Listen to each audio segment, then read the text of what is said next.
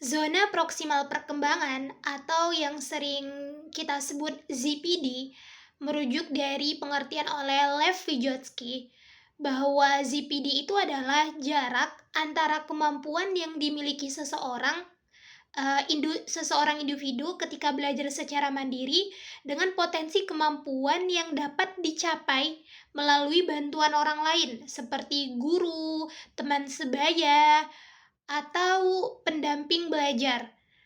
Nah, salah satu strategi utama yang digunakan dalam ZPD adalah scaffolding. Nah, scaffolding ini adalah bantuan yang bersifat temporer dan spesifik, di mana guru maupun orang tua melakukan beberapa modifikasi dalam membantu atau membimbing seorang anak yang mengalami kesulitan dalam masalah tertentu. Nah, pemberian dukungan atau bantuan sementara ini kepada peserta didik selama proses belajar hingga mereka mampu mengerjakan tugas atau memahami konsep secara mandiri. Penerapan scaffolding bertujuan untuk membantu peserta didik bergerak dari ketergantungan terhadap bantuan menuju kemandirian dalam belajar.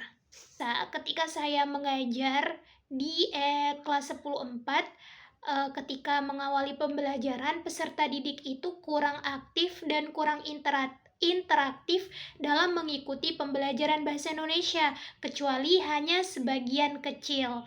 Nah, adapun langkah-langkah atau strategi penyelesaian saya sebagai guru terhadap kasus tersebut dengan penerapan scaffolding pada ZPD, yang pertama adalah ketika saya mengajar, khususnya ketika itu pada topik komik strip, saya memberikan contoh konkret atau modeling dari komik strip tersebut. Sehingga peserta didik dapat tergambar apa saja yang dimaksud dengan komik strip. Yang kedua, saya menggunakan alat bantu dan media interaktif seperti gambar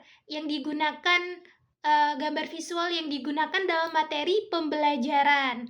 Kemudian yang ketiga, saya memberikan pertanyaan pemandu, sehingga saya memberikan kesempatan kepada peserta didik untuk berpikir sebelum diberitahu oleh saya. Kemudian yang keempat, memberikan dukungan bertahap. Dukungan tersebut dapat berupa semangat, motivasi, ataupun pembangkit ketika peserta didik dalam keadaan tidak bersemangat. Kemudian yang kelima, memberikan umpan balik konstruktif dan positif terhadap apa-apa yang disampaikan peserta didik. Kita sebagai guru harus memberikan umpan balik konstruktif dan positif.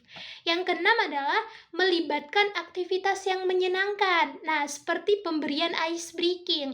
Pemberian ice breaking ini adalah aktivitas yang menyenangkan, menarik, dan membuat suasana menjadi lebih aktif, fokus, dan tidak monoton tentunya. Kemudian, yang ketujuh adalah memberikan instruksi yang jelas dalam pengerjaan tugas sehingga peserta didik tidak bingung. Kemudian yang kedelapan adalah memantau dan menyesuaikan dukungan secara berkala.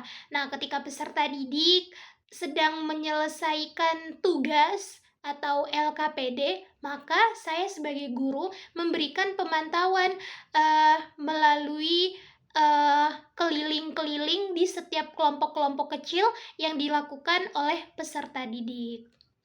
Jadi kesimpulan dari penerapan scaffolding dalam zona proksimal perkembangan atau ZPD terbukti menjadi strategi efektif dalam mengatasi kurangnya keaktifan dan interaksi peserta didik di kelas 10-4 SMA Negeri 3 Kota Bogor. Pendekatan ini membantu peserta didik mengembangkan pemahaman yang lebih baik dalam materi pembelajaran bahasa Indonesia, khususnya pada waktu itu komik strip, memupuk kemampuan berpikir kritis dan kreatif, serta meningkatkan kepercayaan diri mereka. Nah, praktik baik ini menegaskan pentingnya scaffolding dalam ZPD sebagai pendekatan pedagogis yang adaptif, yang tidak hanya membantu peserta didik mencapai potensi maksimal mereka, tetapi juga membangun dasar untuk pembelajaran yang berkelanjutan dan bermakna.